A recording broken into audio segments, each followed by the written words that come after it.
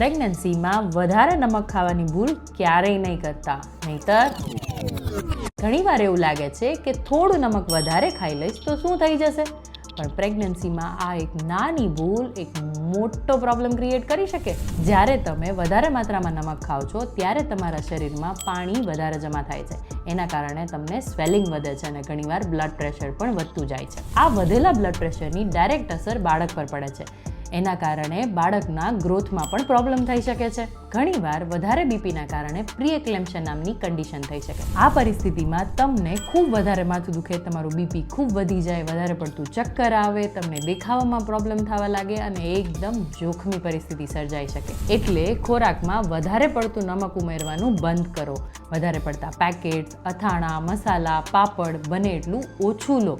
બહારની ચિપ્સ બને એટલી ઓછી લો. અને જો તમને વધારે પડતું સ્વેલિંગ લાગે છે તો મને કોલ કરો.